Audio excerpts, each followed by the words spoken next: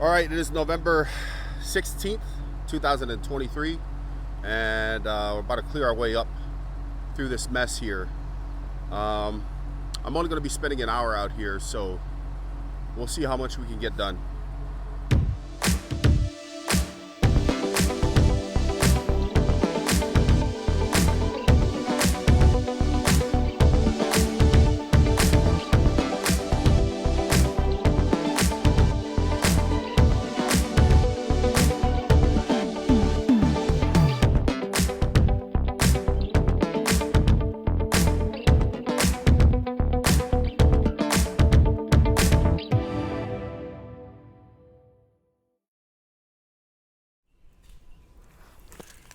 All right, it's November 18th, and we are going to get back at it here. I've got about maybe 2 to 3 hours to get some work done, so we're gonna go ahead and try to clear up as many of these trees as possible. These trees are pretty tall, and I got to work really carefully with the excavator because it's kind of hard to see above me. But safety's first. We'll try to do this as safe as possible, and I think the safest route would be to kind of work my way in there, clear up some of the smaller tall trees, and then I can get behind the bigger trees there and push them down this way towards the camera. So we'll go ahead and get this done. All right, well, after doing about an hour's worth of work, I took a look at the footage and found out that one of my kids probably stopped the camera from rolling. So there goes that clip. But I'm gonna go walk up in here.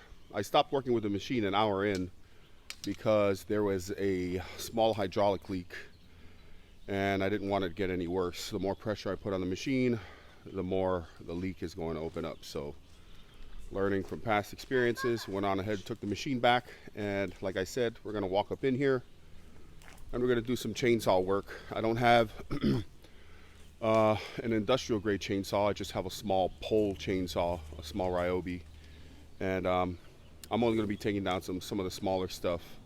And when that machine is back to its full capacity, I'll come up here and take some of these bigger trees down.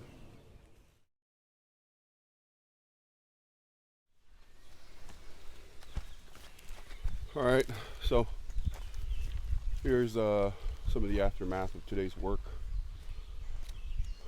I had to pull these roots all the way up with the excavator. As you can see right there, this area right here is where this whole clump of roots was. So I'm gonna let this dry out, and I'll probably set this on fire sometime, maybe 2 or 3 weeks, maybe even a month from now. Wait for it to dry up real good. Here's another one of those piles, the roots, and we'll wait for that to dry up as well. But as you can see here, these trees are really, really tall. They're pretty big trees, and they've been growing here for years and years, especially that one you can kind of see back there.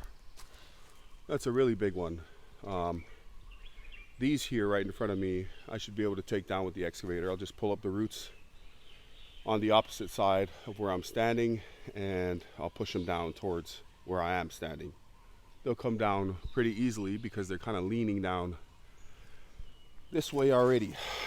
But I really wish that machine was still working pretty good with no deficiencies, but we'll take what we can get. And here's some of the smaller stuff that I'll be taking down with the chainsaw.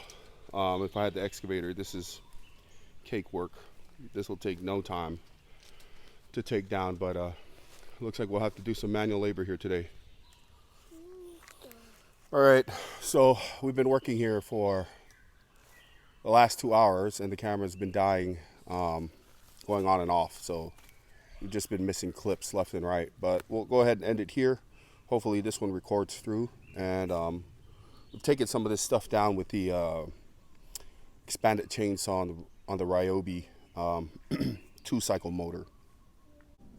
I'm just gonna let the camera roll while we go ahead and clean up.